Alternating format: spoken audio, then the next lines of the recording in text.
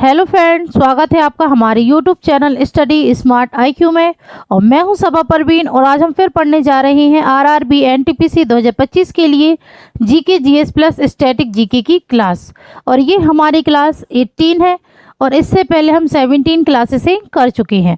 So I hope आपको ये video पसंद आती हो और ऐसे ही वीडियो देखने के लिए हमारे चैनल को लाइक करें, शेयर करें और सब्सक्राइब करना ना भूलें। तो चलिए स्टार्ट करते हैं। फर्स्ट है, मिरात उल अखबार भारत में पहली फारसी पत्रिका किसके द्वारा शुरू की गई थी? तो मिरात उल अखबार भारत में पहली फारसी पत्रिका यह किसके द्वारा शुरू की गई थी? ठीक है, तो यह शुरू की गई थी राजा राम मोहन रॉय के द्वारा। राइट आंसर है ऑप्शन ए, राजा राम मोहन रॉय के द्वारा मिरात उल अखबार पत्रिका की शुरुआत हुई थी। ठीक है, जो कि फारसी में था। ठीक है, फिर बात करें अब हम यहाँ पे राजा राम मोहन रॉय की। तो राजा राम मोहन रॉय इन्हें भारतीय पुनर्जागरण का अग्रदूत और आधुनिक भारत का जनक माना जाता है। ठीक है, राजा राम मोहन रॉय को इन्हें भारतीय पुनर्जागरण का अग्रदूत और आधुनिक भारत का जनक माना जाता है, राजा राम मोहन रॉय को। ठीक है, राजा राम मोहन रॉय इन्होंने आत्मीय सभा की स्थापना की थी इन्होंने 1815 में और ब्रह्म समाज की स्थापना की थी इन्होंने 1828 में। ठीक है, 1815 में आत्मीय सभा की और 1828 में ब्रह्म समाज की स्थापना की थी राजा राम मोहन रॉय ने। और इन्होंने समाचार पत्र भी शुरू किया था। समाचार पत्र, तो ये कौन सा समाचार पत्र था? तो ये था संवाद कौमुदी। ठीक है, इस समाचार पत्र की शुरुआत की थी राजा राम मोहन रॉय ने। राजा राम मोहन रॉय इन्हें राजा की उपाधि किसने दी थी? राजा की उपाधि, तो राजा की उपाधि इन्हें दी थी मुगल सम्राट अकबर द्वितीय। ठीक है, मुगल सम्राट अकबर द्वितीय ने इन्हें राजा की उपाधि दी थी। ठीक है, राजा राम मोहन रॉय को। ओके, फिर अब हम बात करें यहाँ पे द्वारकानाथ टैगोर। तो द्वारकानाथ टैगोर यह भारत के उद्योगपति थे और रविंद्रनाथ टैगोर के दादा। ठीक है, रविंद्रनाथ टैगोर के दादा थे। ठीक है, फिर है ईश्वर चंद्र विद्यासागर। तो ईश्वर चंद्र विद्यासागर यह भारतीय समाज सुधारक थे। ठीक है, भारतीय समाज सुधारक थे ईश्वर चंद्र विद्यासागर। इन्होंने विधवा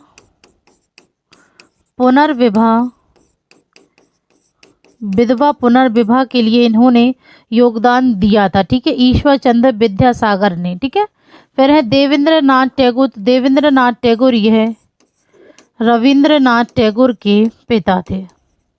ठीक है, रविंद्रनाथ टैगोर के पिता थे और द्वारकानाथ के बेटे थे देवेंद्रनाथ टैगोर। ओके, चलिए नेक्स्ट है जलियांवाला बाग नरसंहार के विरोध के रूप में किसने नाइटहुड यानी सर की उपाधि वापस कर दी?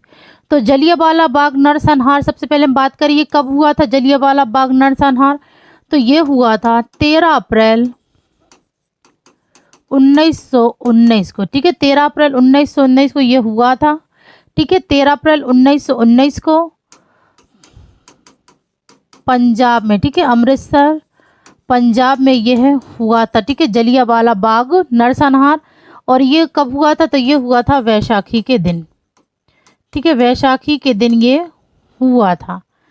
फिर बात करें कि किसने इसके विरोध के रूप में नाइटहुड की उपाधि वापस कर दी थी। तो जलियांवाला नरसंहार के विरोध में नाइटहुड की उपाधि वापस की थी, तो ये की थी रविंद्रनाथ टैगोर ने। राइट आंसर है ऑप्शन ए, रविंद्रनाथ टैगोर। इन्होंने नाइटहुड की उपाधि वापस कर दी थी जो कि ब्रिटिश सरकार द्वारा इन्हें दी गई थी। ठीक है, फिर अब हम बात करें यहाँ पे रविंद्रनाथ टैगोर की, तो रविंद्रनाथ टैगोर इन्हें गुरुदेव के नाम से जाना जाता है, ठीक है, गुरुदेव के नाम से जाना जाता है। और यह बंगाल कवि थे, ठीक है, बंगाल के कवि थे रविंद्रनाथ टैगोर, ठीक है। रविंद्रनाथ टैगोर यह नोबेल पुरस्कार प्राप्त करने वाले पहले भारतीय, पहले एशियाई और पहले गैर यूरोपीय व्यक्ति थे, ठीक है, पहले भारतीय, पहले एशियाई और पहले गैर यूरोपीय व्यक्ति थे जिन्हें नोबेल पुरस्कार प्राप्त हुआ था 1913 में। और इन्हें नोबेल पुरस्कार किसने प्राप्त हुआ, तो ये प्राप्त हुआ था साहित्य में गीतांजलि पुस्तक के लिए, ठीक है, गीतांजलि पुस्तक के लिए इन्हें नोबेल पुरस्कार प्राप्त हुआ था रविंद्रनाथ टैगोर को 1913 में, ठीक है। फिर बात करें रविंद्रनाथ टैगोर, इन्होंने राष्ट्रगान भी लिखा है, ठीक है, राष्ट्रगान। तो इन्होंने भारत का और बांग्लादेश का राष्ट्रगान लिखा है, ठीक है, भारत और बांग्लादेश का राष्ट्रगान लिखा है रविंद्रनाथ टैगोर ने। तो भारत का है जन गण मन, ठीक है, जन गण मन ये भारत का है। फिर उसके बाद बांग्लादेश का, तो बांग्लादेश का है आमार सोनार बांग्ला, ठीक है, आमार सोनार बांग्ला, यह है बांग्लादेश का राष्ट्रगान है जो कि रविंद्रनाथ टैगोर ने ही लिखा है। ओके, फिर अब हम बात करें महात्मा गांधी की, ठीक है, तो महात्मा गांधी की बात करें, एक मिनट पेन चेंज कर लूँ, ठीक है। तो महात्मा गांधी, तो महात्मा गांधी इन्हें, इनका पूरा नाम क्या है, सबसे पहले तो इनका पूरा नाम है मोहनदास करमचंद गांधी, ठीक है, मोहनदास करमचंद गांधी इनका पूरा नाम है महात्मा गांधी का।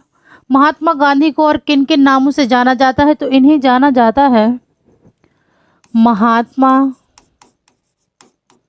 बापू, राष्ट्रपिता, अर्धनग्न फकीर,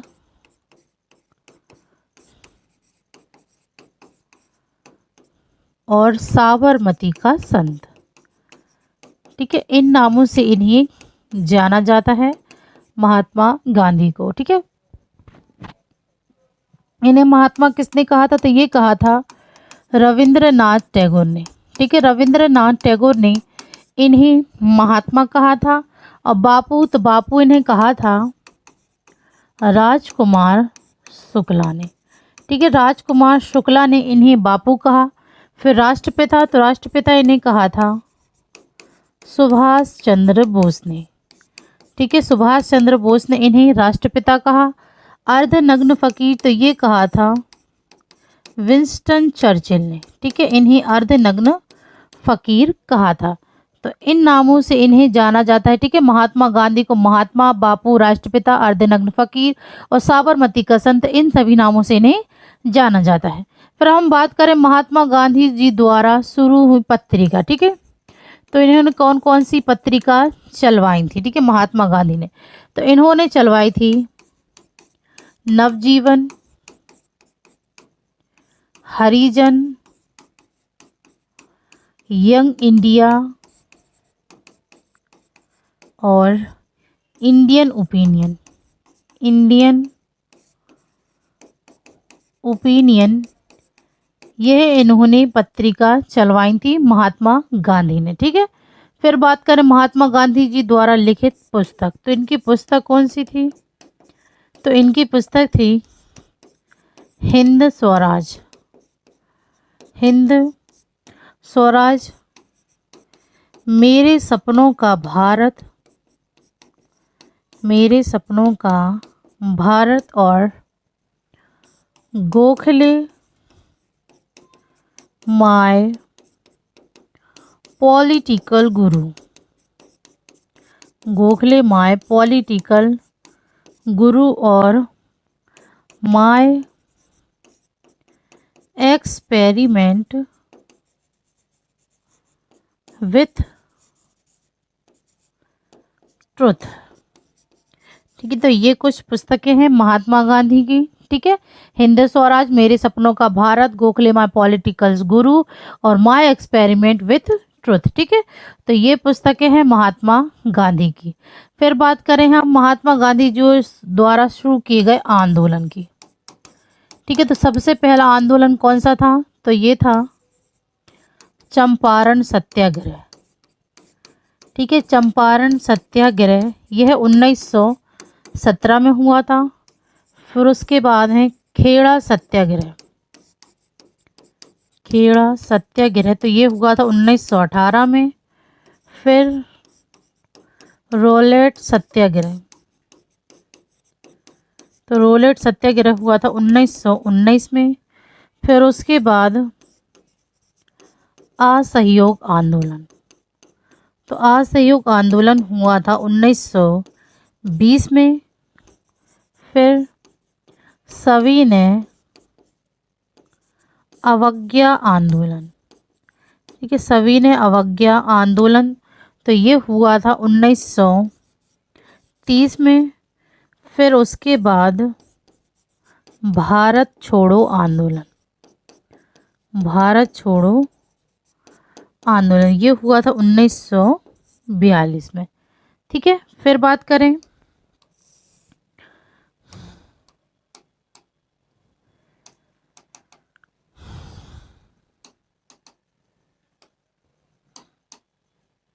ठीक है, फिर बात करें महात्मा गांधी के राजनीतिक गुरु। राजनीतिक गुरु कौन थे महात्मा गांधी के? तो महात्मा गांधी के राजनीतिक गुरु थे गोपाल कृष्ण गोखले। ठीक है, यह महात्मा गांधी के राजनीतिक गुरु थे। ओके, तो ये थी इनके बारे में सारी डिटेल्स। ठीक है, तो आप इसे अच्छे से नोट कर लीजिएगा। फिर अब हम बात करें सुभाष चंद्र बोस की। ठीक है, तो सुभाष चंद्र बोस की बात करें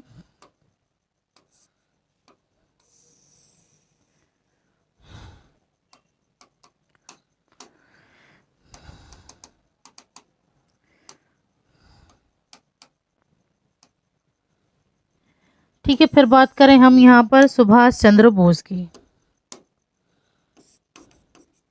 सुभाष चंद्र बोस। ठीक है, तो सुभाष चंद्र बोस इन्हें नेताजी के नाम से जाना जाता है। ठीक है, नेताजी के नाम से जाना जाता है सुभाष चंद्र बोस को। सुभाष चंद्र बोस इन्होंने आज़ाद हिंद फौज का गठन किया था। ठीक है, आज़ाद हिंद फौज का पुनः गठन किया था सुभाष चंद्र बोस ने। सुभाष चंद्र बोस इन्होंने जय हिंद का नारा दिया था। ठीक है, इनका नारा था जय हिंद का नारा, जो कि आज एक राष्ट्रीय नारा बन गया है। ठीक है, चलिए, तो ये थी सारी डिटेल। तो आप इसे अच्छे से नोट कर लीजिएगा और नोट्स ज़रूर बनाइए। तो आप इसका स्क्रीनशॉट ले लीजिए। ठीक है, पता नहीं आज ये बोर्ड क्यों हैंग हो रहा है, हीट की वजह से ना बोर्ड बहुत ज़्यादा हैंग हो रहा है। ठीक है ना, आज थोड़ा मैनेज कर लीजिए आप लोग। चलिए नेक्स्ट करते हैं। सो नेक्स्ट है अम्मनूर माधव चाक्यार को निम्नलिखित में से किस नृत्य शैली में उनके योगदान के लिए पद्मश्री से सम्मानित किया गया था? तो अम्मनूर माधव चाक्यार को निम्नलिखित में से किस नृत्य शैली में उनके योगदान के लिए पद्मश्री से सम्मानित किया गया था? तो इन्हें सम्मानित किया गया था कुटियाट्टम नृत्य के लिए। ठीक है, कुटियाट्टम नृत्य शैली में उनके योगदान के लिए उन्हें पद्मश्री से सम्मानित किया गया था।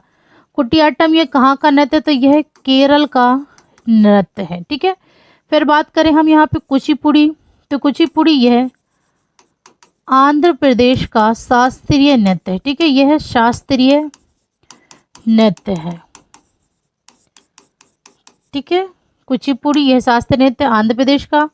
कथकली ये केरल का शास्त्रीय नृत्य है।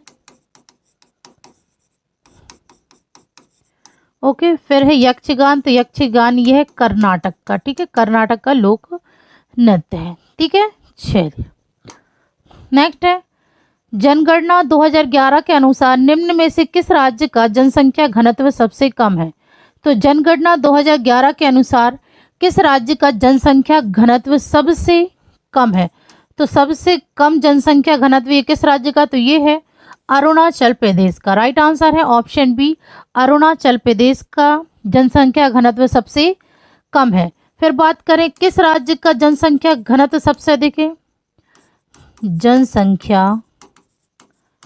घनत्व सबसे अधिक है, तो सबसे अधिक जनसंख्या घनत्व है तो ये है बिहार का। ठीक है, बिहार का जनसंख्या घनत्व सबसे अधिक है। फिर हम बात करें केंद्र शासित प्रदेश में, तो केंद्र शासित प्रदेश में सबसे जनसंख्या, ठीक है, सबसे जनसंख्या घनत्व सबसे अधिक कहाँ पर है।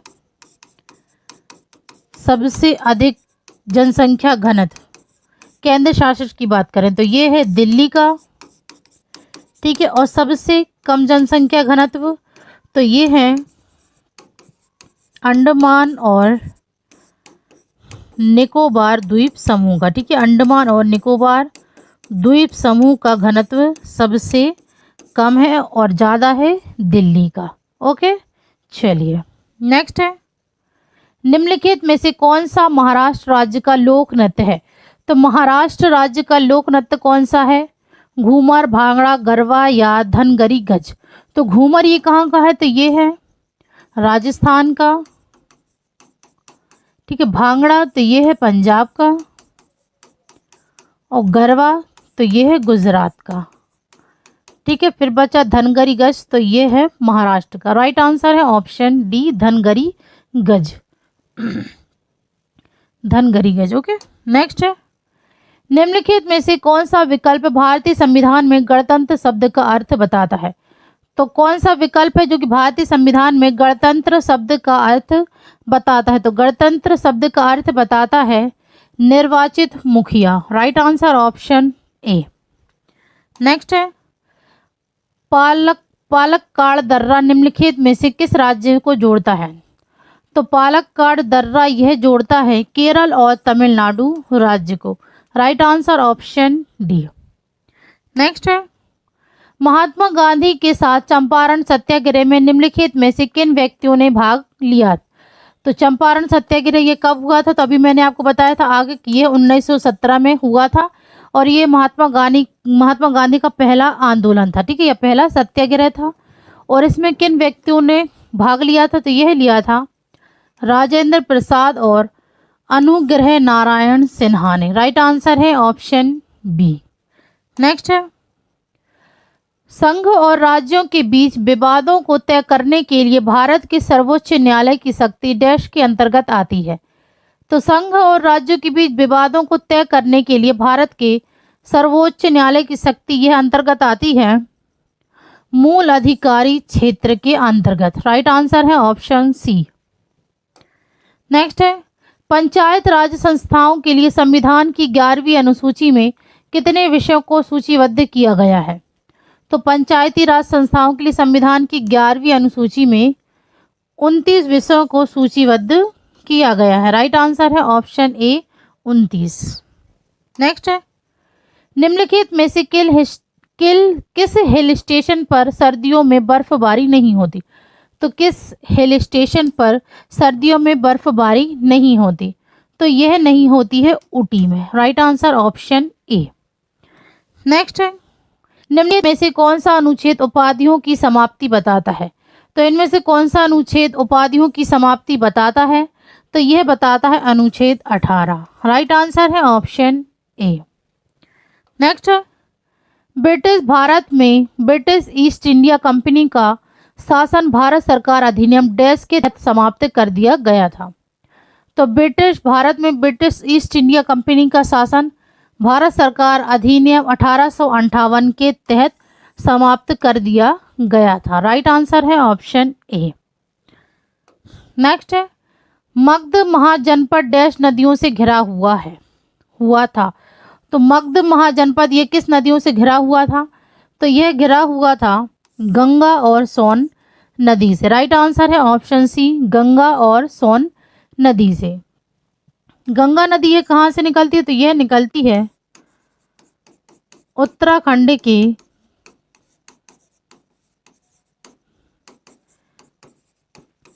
कैलाश पर्वत गंगोत्री ग्लेशियर से। ठीक है, उत्तराखंड के गंगोत्री ग्लेशियर से गंगा नदी निकलती है। गंगा नदी यह देवप्रयाग में भागीरथी प्लस अलकनंदा मिलकर, भागीरथी और अलकनंदा मिलकर गंगा नदी बनाती हैं। ठीक है, गंगा नदी यह भारत की सबसे लंबी नदी है। ठीक है, भारत की सबसे लंबी नदी है गंगा नदी।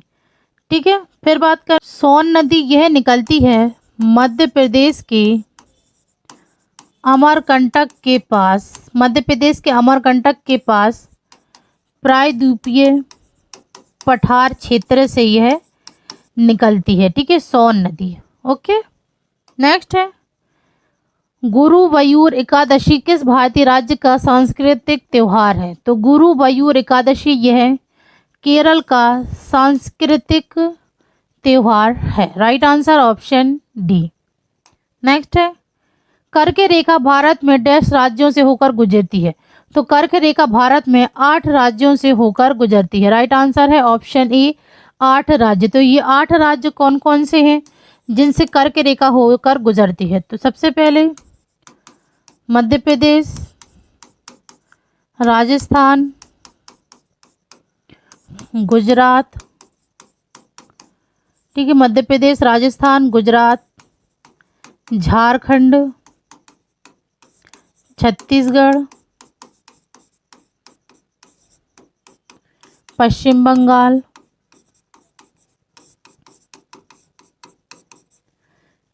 त्रिपुरा और मिजोरम। ठीक है, ये 8 राज्य हैं जहाँ से कर्क रेखा होकर गुजरती है। ओके, नेक्स्ट है निम्नलिखित में से कौन मृच्छकटिका नाटक के लेखक थे? तो मृच्छकटिक नाटक के लेखक तो यह थे शूद्रक। राइट आंसर है ऑप्शन सी, शूद्रक यह मृच्छकटिक नाटक के लेखक थे। ओके, फिर बात करें कालिदास की रचनाएं कौन कौन सी हैं? तो कालिदास की रचनाएं हैं मेघदूत, ऋतु संहार, विक्रमोर वश्यम,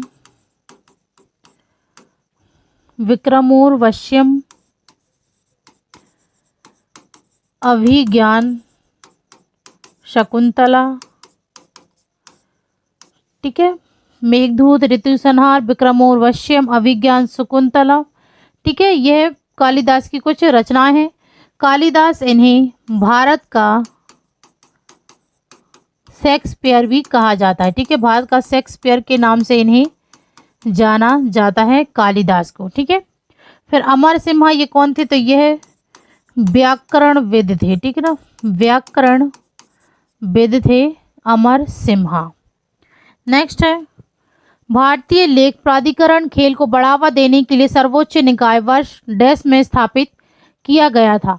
तो भारतीय खेल प्राधिकरण खेल को बढ़ावा देने के लिए सर्वोच्च निकाय वर्ष 1984 में स्थापित किया गया था। Right answer option C. Next है अमरकंटक पठार से किस नदी की उत्पत्ति होती है? तो अमरकंटक पठार से उत्पत्ति होती है नर्मदा नदी की। राइट आंसर है ऑप्शन ए, नर्मदा नदी। इसकी उत्पत्ति अमरकंटक पठार से होती है। ठीक है, ठीक है, ये कहाँ से निकलती है? यह निकलती है अमरकंटक पठार, अनूपपुर जिले। ठीक है, अमरकंटक पठार, अनूपपुर जिले, मध्य प्रदेश से यह निकलती है। ठीक है, नर्मदा नदी। नर्मदा नदी यह पूर्व से पश्चिम की ओर बहती है। ठीक है, पूर्व से पश्चिम की ओर बहती है और यह पश्चिम में बहने वाली भारत की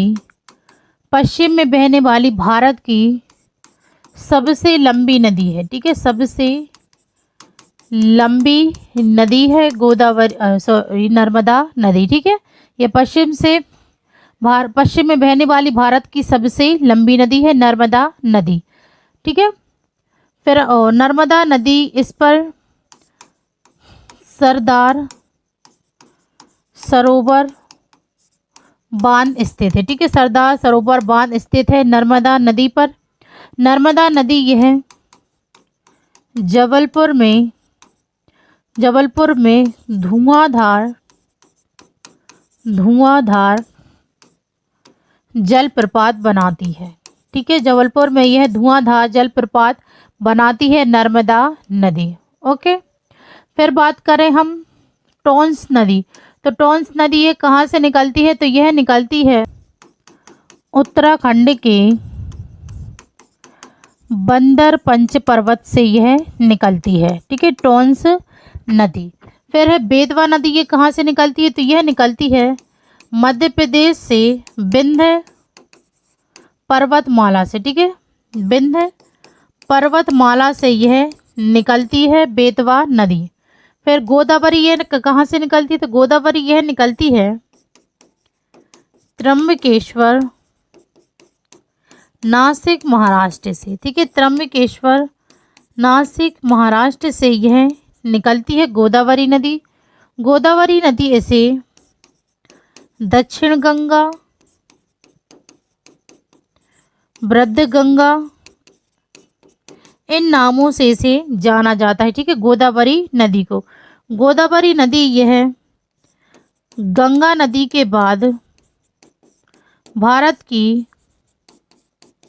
दूसरी सबसे लंबी नदी है, ठीक है। गंगा नदी के बाद भारत की दूसरी सबसे लंबी नदी है गोदावरी नदी, ठीक, ओके। चलिए नेक्स्ट है महाजनपदों के संदर्भ में निम्नलिखित कथनों पर विचार करें। पहला है बौद्ध ग्रंथ अंगुत्तरा निकाय ने बुद्ध के समय के 16 महाजनपदों के नामों का उल्लेख किया। दूसरा है अथर्ववेद में सबसे पहले मगध का उल्लेख किया गया था। तीसरा है मगध साम्राज्य में समाज प्रकृति में उदार था। तो उपरोक्त में से कौन सा सही है, तो तीनों ही कथन सही है यहाँ पर। तो राइट आंसर होगा ऑप्शन डी 1, 2 और 3, ये तीनों ही कथन सही हैं, ओके। नेक्स्ट है राष्ट्रकूट वंश का प्रथम राजा कौन था। तो राष्ट्रकूट वंश का प्रथम राजा तो ये था दंती दुर्ग, ठीक है, दंती दुर्ग यह राष्ट्रकूट वंश का प्रथम राजा था। और कृष्ण प्रथम यह दंती दुर्ग का पुत्र था, ठीक है, कृष्ण प्रथम यह दंती दुर्ग का पुत्र था। नेक्स्ट है टुसु एक फसल उत्सव है जो झारखंड में सर्दियों के दौरान डैश माह के आखिरी दिन मनाया जाता है। तो टुसु एक फसल उत्सव है जो झारखंड में सर्दियों के दौरान पोष माह में मनाया जाता है। राइट आंसर है ऑप्शन डी। नेक्स्ट है कोल विद्रोह किसके नेतृत्व में हुआ था। सिन्हरे, बाबा तिलका मांझी, गणपत राय या बिनरे मनकी। तो कोल विद्रोह ये हुआ था सिन्हरे और बिनरे मनकी के नेतृत्व में, ठीक है। तो राइट आंसर होगा first and fourth, right answer है ऑप्शन बी, ठीक है। कोल विद्रोह यह सिन्हरे और बिनरे मनकी के नेतृत्व में हुआ था। नेक्स्ट है पूंजीवादी अर्थव्यवस्था के संबंध में कौन सा कथन सत्य है। पहला है यह व्यवस्था के मुख्य उद्देश्य लाभ कमाना होता है, यह सरकार के हस्तक्षेप से पूरी तरह मुक्त है। फिर है यह सरकार इस प्रणाली के माध्यम से धन का सामान्य वितरण सुनिश्चित करती है। और फिर है यह बाजार में स्वस्थ प्रतिस्पर्धा को जन्म देती है। तो इसमें से पूंजीवादी अर्थव्यवस्था के संबंध में कथन सत्य है ऑप्शन ए, इस व्यवस्था में मुख्य उद्देश्य लाभ कमाना होता है। नेक्स्ट है दिल्ली सल्तनत के दौरान उलेमा शब्द डैश से जुड़ा है। तो दिल्ली सल्तनत के दौरान उलेमा शब्द यह किससे जुड़ा है, तो यह जुड़ा है विद्वान, धर्मशास्त्री और न्यायविद से। राइट आंसर है ऑप्शन सी, ठीक है। हम बात करें अब दिल्ली सल्तनत पर किस किसने शासन किया, ठीक है। तो दिल्ली सल्तनत पर सबसे पहले शासन किया था गुलाम वंश ने, ठीक है। फिर उसके बाद खिलजी वंश ने, फिर उसके बाद तुगलक वंश ने, फिर उसके बाद सैयद वंश ने, और फिर लास्ट थे लोधी वंश ने। ठीक है, अंतिम शासन किया था लोधी वंश ने दिल्ली पर। ठीक है, गुलाम वंश का संस्थापक कौन था? तो ये था कुतुबुद्दीन ऐबक। ठीक है, यह मोहम्मद गौरी का सेनापति था कुतुबुद्दीन ऐबक, और यह गुलाम वंश का संस्थापक था। और खिलजी वंश का संस्थापक तो ये था जलालुद्दीन खिलजी। फिर तुगलक वंश का संस्थापक तो ये थे गयासुद्दीन तुगलक।